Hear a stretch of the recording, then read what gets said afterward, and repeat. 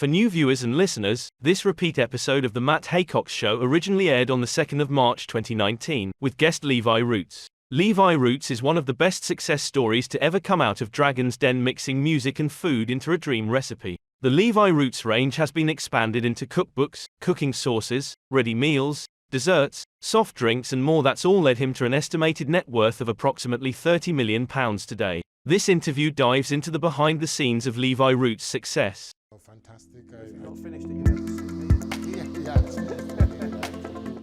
Hi guys, it's Matt Haycox here, and today my next guest needs absolutely no introduction. He is the one and only Levi Roots, probably the biggest success story out of Dragon's Den, and the founder of Reggae Sauce. So, Levi, thanks a lot for being here, buddy. Yeah, respect, man. Cool. Yeah, thanks for having me. Listen, I've got plenty of questions that I want to ask you, and I was doing some research as well last night just to re-familiarise myself with your story before I was meeting you today. But just before we kind of get onto the kind of reggae journey from Dragon's Den onwards, can you just give us a little bit about your life and background prior to then? Oh. Entrepreneurial side of things, because sure. Music goes way back. Well, mine is the time when I sort of hit the tide of entrepreneurialism. It was the time of my floods back then, and I suppose then you've got to take that current when it serves at the most dangerous parts in my life. Back then, my life was about shallows and miseries in those days. But when your flood comes, you've got to take that, because it is your only chance to get yourself to your adventures. And for me, it was about taking those steps, and that was with Dragon's Den. I took my floods, and I've been having adventures ever since then, so it's been fantastic. How long had you been making the sauce prior to Dragon's Den? Well, I started at the carnival in the 90s, and I suppose the journey then was the making of, I suppose, the branding of Levi Roots, because the sauce came later. But I was at the carnival sort of doing the music and food thing, whereas I'd sort of turn up every year and would sort of merge in the music and the food together, and people kind of like that. But it was many years after doing that I actually realized that the sauce was going to be the main thing, and not the playing of the guitar and the singing of songs about food and all that kind of stuff. Tell me, whose idea was it for you to go into the Dragon's Den? Was it something you used to watch and know about yourself, or someone recommended it for you? No, actually, it was the opposite of that. I'd never seen the show. I'd never heard of it. I wasn't a sort of a TV watcher in those days. My television was always stuck on the sports channel, in sort of 2005, 2006.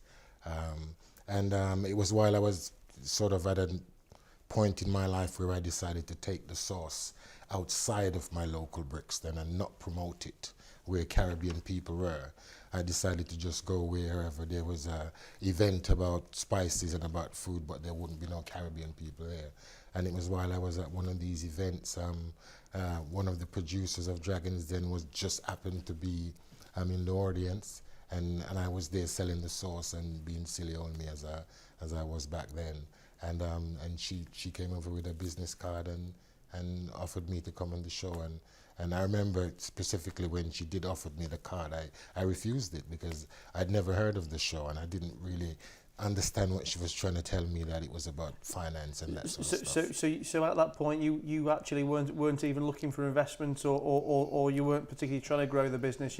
You then kind of fit a business model of growth around the fact that you could go on the show to ask for money. Yeah, no, I suppose no. I mean, for me, when I used to go to those events, it was about networking and always trying to get to the next level of selling the next bottle of sauce and getting some more information about the chili world and about people that love spicy food. So it was me gathering information to perhaps do the business in another way. But as I said, about the tide, when it comes, you never know when it comes, and sometimes it hits you in your face, or luck. I call it the tide, but it's about your luck comes and sometimes slaps you in your face, and you're still not waking up to it. And she was giving me a business card and telling me that here is my tide, this is my moment, this is your moment of luck has come. Because I wasn't in that space at the time. I was saying, excuse me, I'm not really into that. But I still took the business card which she gave me, and it was later on that my kids recognized the business card from Dragon's Den, and it was them that sort of told me what the show was about and that sort of stuff. Fantastic. I tell you something I'm very interested in, because I watch a bit of the Dragons Den. I won't say I'm an avid viewer, but I like to. I'm always very curious as to what the process is prior to people going on the show. And obviously, as a viewer, we only get to see a very diluted 10-minute segment, and I guess it almost looks too easy or too hard. A business goes in there, speaks for 5 minutes, has a quick negotiation, gets an offer, and off they go, or gets kicked out and off they go with a tail between their legs. What's the actual process from when you kind of ask to go on the show, commit to it, and how much filming goes to make that 10 minutes? Well, I suppose the first thing is to say that everyone's journey is different, and I suppose my journey, the way it happened, I think it was a bit outlandish, different than everybody else was, because I wanted to sing the song on the show for a start, and nobody had ever sang before. I'd explained, to the producers that the only way that I would have gone on the show with the sauce is if I could take my guitar on there. I just while we're on, sorry to interrupt, but while we're on that point, because I actually made a note here to say, why did you sing when you went on there? Was that part of your pitch, or because I one of the things I talk about a lot is getting attention for your business and being different to everybody else, etc. Were you doing that, I guess, for attention-seeking purposes, to really get yourself noticed, or was there a more personal reason why the music fit with the business? Part of the reasons why those networking occasions, I used to love them, was owning my own skill, getting to the point where I found the best of me, how to represent myself. It was part of my journey in life, and by the time I got to that point, I kind of felt that the music and putting the music and the food together was the way forward. And when she said Dragons Den and my kids were telling me about the show, I knew then this was a moment for me to express the Levi Roots that I knew was inside of me, which wasn't just about a bottle of sauce and standing there and saying, hey, I've got this great sauce, can you try some? It was about me writing songs about it and actually performing, because performing was where my career was before. I was a singer-songwriter for many years before Dragons Den. So it was putting those two things together. And of course, if you say to me you want to go on TV, first thing I'm thinking of, I want to go and perform and sing. And so it was a bit different than everyone else. And of course, I suppose the BBC was a bit worried that the song had profanities and wasn't right. So I actually had a screen test before, which I don't think they normally do that. Just for them to hear the song and to see that I was just, basically just doing what I was saying. The song is about food. It tells the story about my grandma and about the sauce and what's in it. So basically, I didn't have to talk. All my business plan was actually within the song. So I had to go do a screen test, sing the song, and the rest is history. Fantastic. So going back to the story I interrupted you on then. So you told the BBC that you wanted to sing. Yeah. That they allowed you to perform the song. What happened on the journey from there? Yeah, well, it's going in, and as I said, to perform the song. They were absolutely blown away that the song was going to add something a bit different to what they previous shows had been about before. I arrived the day of the filming, and my guitar string broke a couple of times. I thought this was the moment where, back again about the tide in your life. I thought this is the time when I'm going to be bloody drowning in my own tide. I said to them that I didn't want to perform because my guitar strings were broken, and I felt this was some kind of omen was saying to me, don't do it because you're going to be this black guy, the only one that's on Dragons Den, and you come up with a bloody guitar and a sauce called Reggie sauce, nobody could even bloody pronounce reggae. None of the panel could anyway, in those times. And I thought it was something was telling me to go home, and not to bother with the show. String broke twice. Get out of here, Levi. And they offered to go and buy a set of strings. And they sent this wonderful lady called Michelle. I'm still friends with her now. She drove from where Dragons Den was being filmed to get a pair of guitar strings, and bring it to the studio. And I restrung the guitar and go again. And the string still broke again. You know, I'm thinking to myself, hey, some plan is going on here. I've got to get out of this studio. They convinced me to go with the guitar. And to this day, if you close up on the guitar, when you watch Dragons, then you will see it only has 5 strings on there. Oh, really? Yeah, because I went on finally, you know, be convinced by them that this is going to be the moment. Nobody had got investment that day. It was a day of where the Dragons were perhaps really angry and didn't invest in anyone. I was the last one up. By the time I'd gone up, I didn't see any other people come back into the room, which started off with about 12 or so people like myself in there with presentations to make. So I knew as the final one, something was going to happen, and I had a guitar. Normally when I'm at the side of a stage and somebody says, Levi Roots, and I've got my guitar, it's time to perform. I've done that all my life before. And here was Dragons Den, and I was doing the same thing. I had my guitar, I was at the side of a stair leading onto a stage, and someone says, Levi, your time. So I put my mind that I wasn't performing to 5 white millionaires that could change my life. I put my mind in the fact that I was performing to 5,000 people, as I normally do in my music days. So it was a performance for me. But I'm sure you'll remember the bits after the performance, which blew the Dragons away, and it was absolutely fantastic. And I was buzzing, and I felt great and everything. I watched it again this morning. I watched it. It was the bits afterwards now that when the reality now that this wasn't a stage where you're performing on. This is actually about investment in trying to get these guys to part with their money, and that's when the whole thing switched from being glee and wonderful for me as a performer into bloody hell, what am I doing here type thing. Well, I was going to say, obviously, one of the big bits they feature on in the show is that there was the order letter that you had, that you say you've got an order, and you I think you were getting confused over the actual quantity of the sauce, etc. I mean, one of the things I wanted to understand was what kind of prep work you'd done before you got into the show. Did you have like a financial advisor or a business plan or anything that kind of got you ready for it, or was it very much still on a kind of a Brixton market with a guitar winging a prayer? Absolutely, it was as raw as you can get it. I felt that being Levi Roots was good enough. I didn't feel like I wanted to pretend any other way. And I'd said to myself before I went that morning that I wasn't going to do any numbers. I'm not going to do the business plan type thing.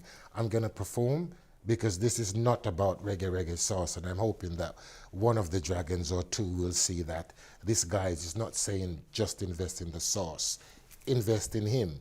And I thought the song was good enough. All I needed to do was to perform, that it was good enough to say that he can sell the product. Because I knew that if you had a good salesman, it's better than having a terrible salesman and a good product. Sure. And I felt that I was good enough to sell the sauce, which was, by the way, was brilliant anyway, but the Dragons hasn't tried that as yet. So all I was bartering on is just the fact that about the performance. So when Richard, I think it was Richard Farley that kind of said to me, Levi, the song's great and sauce is great, but you're actually rubbish at your numbers and stuff. And I took this bit of paper out, which I promised myself that I'm not going to do.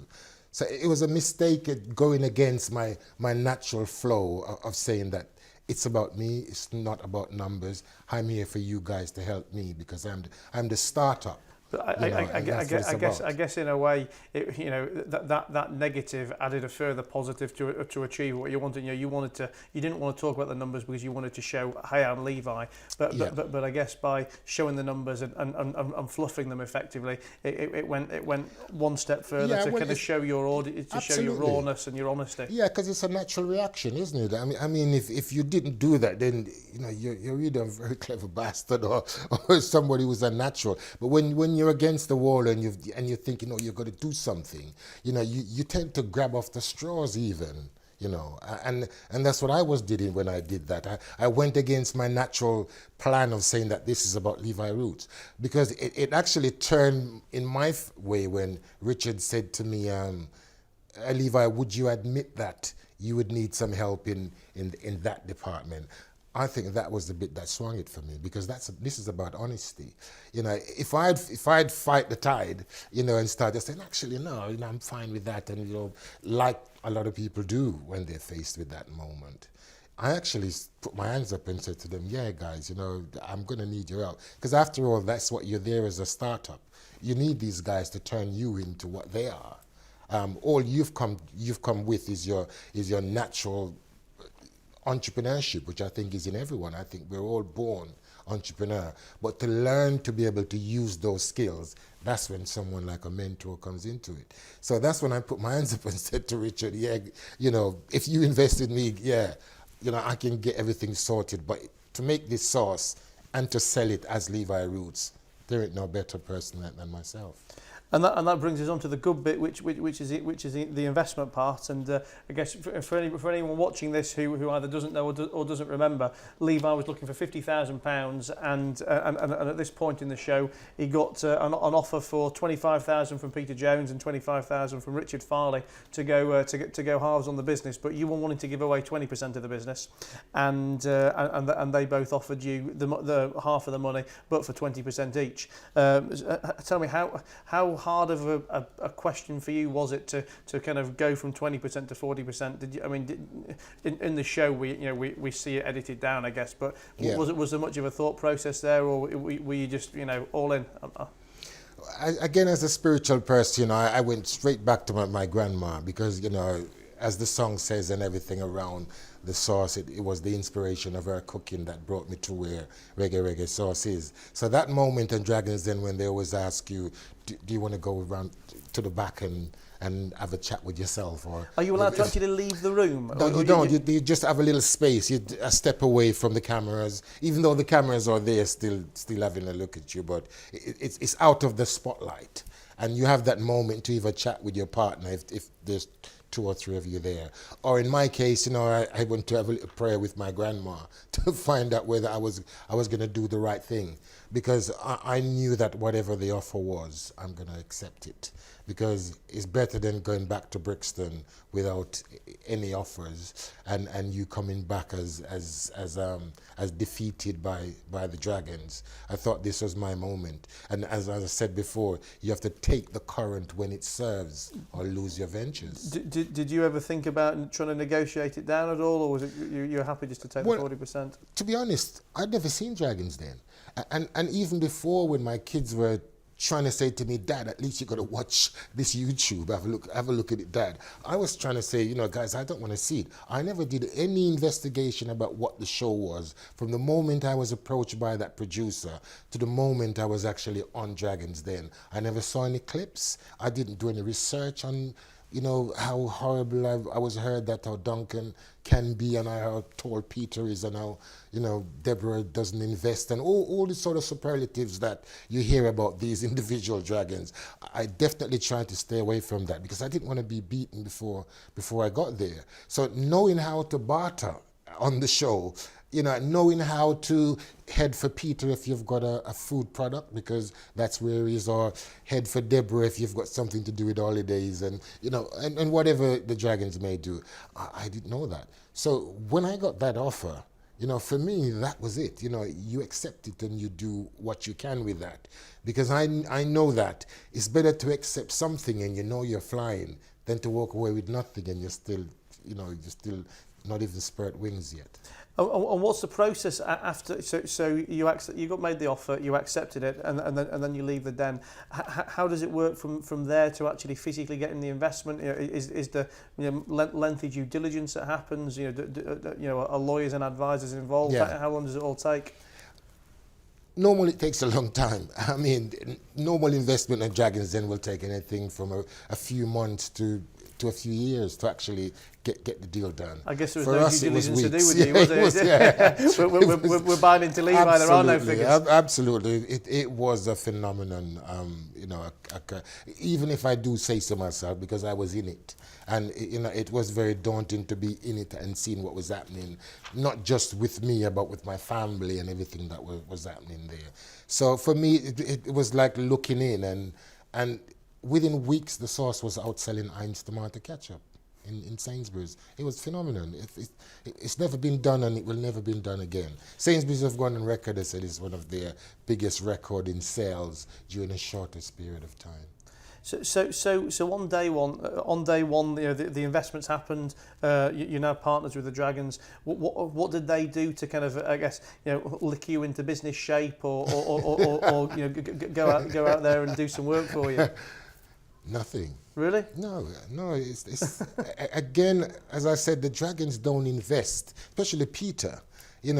He invests in the person because he knows or he feels that this person will have to run the business. He's not there to mollycoddle you through the business or anything. Who does the deals with Sainsbury's and with I do. You Absolutely. doing it all? I do. We are a licensing brand, and it's more harder to go that way because I've been dealing with the biggest companies some of the biggest companies in this country ever since day 2 of Dragons Den.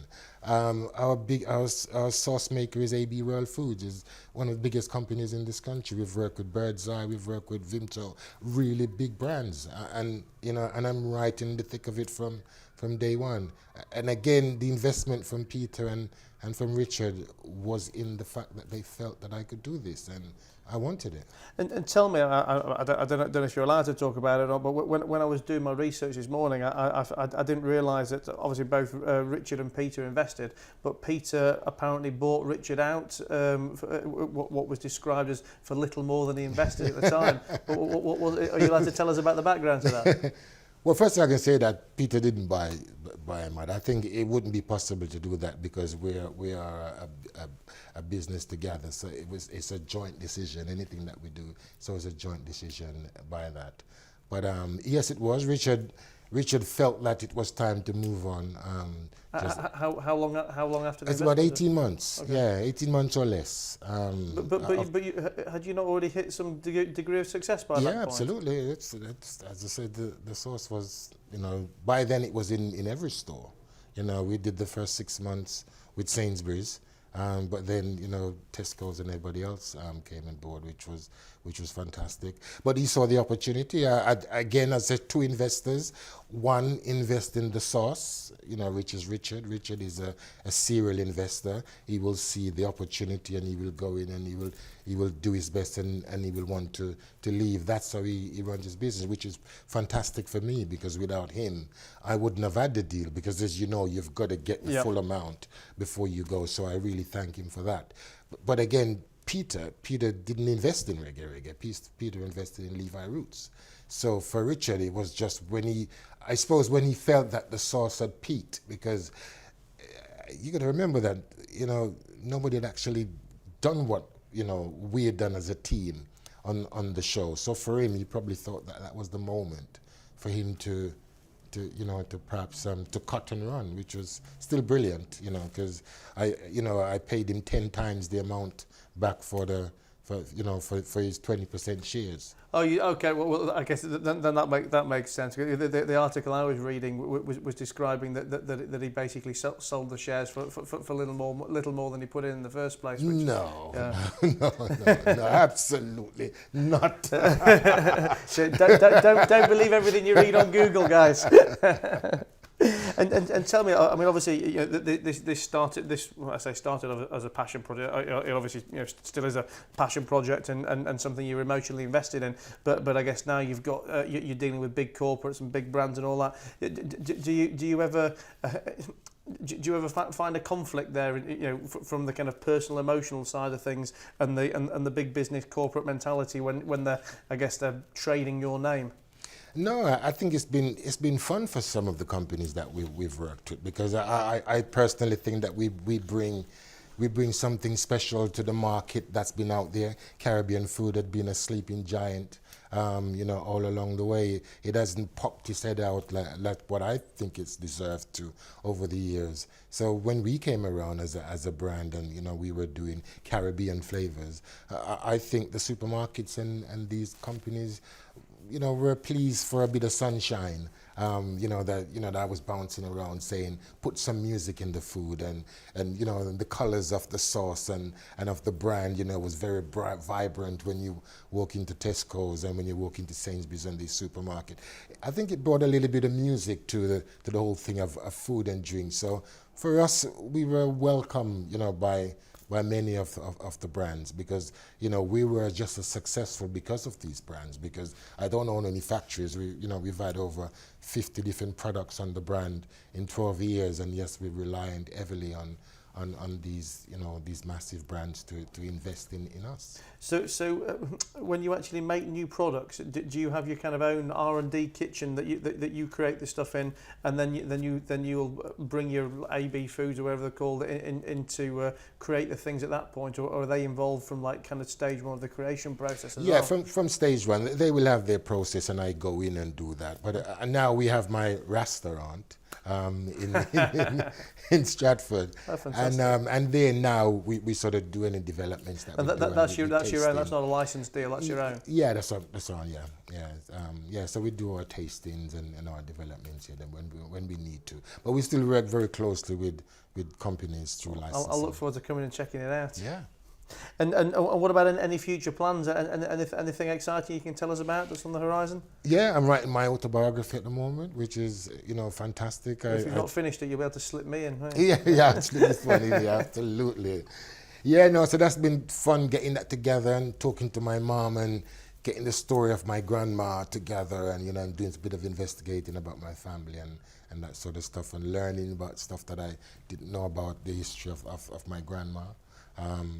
And other things like the restaurant, for me that's exciting. It's a step away from the food and drink business that that we do as a brand, as products, and we've gone into one of the most difficult territory in business, which is restaurants, and getting used to that and learning about that. It's been a heavy learning ground going into that side of business, but it's been exciting also. And my vision is to have more than just the one restaurant which we have at the moment. So obviously, Levi, you've already had one experience of dealing with the dragons, but in my day job, as you probably know, I invest and lend to SMEs across the UK. And one question I always like to ask my guests on this show is, if I was to invest in you in a sector different to what you're already in, well, what would it be? Well, food and drink is where we've always been, and we've been very successful at that. But I suppose that if you were to give me the money and say do it, I think I would invest in medicinal cannabis. It's taken on leaps and bounds over the past few years. I think as a Rastaman as well too, it's very apt with myself. We've been promoting the use of cannabis for many, many years. I think Peter Tosh's album Legalize It, which was released in 1974, I think he's always been a champion for the legalization of cannabis. And I think lately the way I've seen the medicinal side and how it helps people to do with multiple sclerosis and all other types of illnesses, I think in a few years' time, especially in this country, because it's not legal here as yet, but it is in Canada and in many states in the US, I think it's a great investment. Fantastic. Well, that's absolutely not the answer I was expecting, but it's fantastic all the same. Thank you very much. So obviously, anyone that knows you and follows your journey has seen all the kind of good and positive and success of Levi Roots and the brand. But I guess there's no successful entrepreneur out there who hasn't had many dark days along the way. Have you got any particular scary moments or any big mistakes that you've made along the way that you've been able to use as a learning experience, and you can tell our guests about, tell our viewers about, so that they don't make the same mistakes? Well, I started off by saying my life was deemed in shallows and in miseries before I managed to sort of get to my adventures. And for that, I meant that it was making a lot of mistakes. For me, mistakes was my life before. But I do think you have to learn from those mistakes. When people see these interviews and they sort of go into the Levi Roots life, if they want to, before the Dragons then, they will know where my inspiration comes from. And it's by making a lot of mistakes on the way. Because I actually get to realize that there's no such things as mistakes. Mistakes is about feedback. It's about what you take from well, it's only a mistake if you make the same one twice. Absolutely. So, and I've made them twice many a times, because you never got that wake up. You didn't find the true you. So I found the true me, and it was at that moment when I found the real Levi, the one that I would invest in. You know, when I stopped making all that kind of mistakes before, but now I learn from them. So if the question was asked, would I change anything from then? I still would say no, because my journey is my journey. It may not be for anyone else, but it's been mine. Fantastic. Well, listen, Levi, it's been an absolute pleasure having you here. It's been really interesting to hear all the kind of behind the scenes gossip of Dragon's Den and learn about your journey. So I hope you guys at home have liked listening as much as I've liked asking. And thanks a lot for coming. Cheers. Thank you, buddy. Respect, sir. Thank you.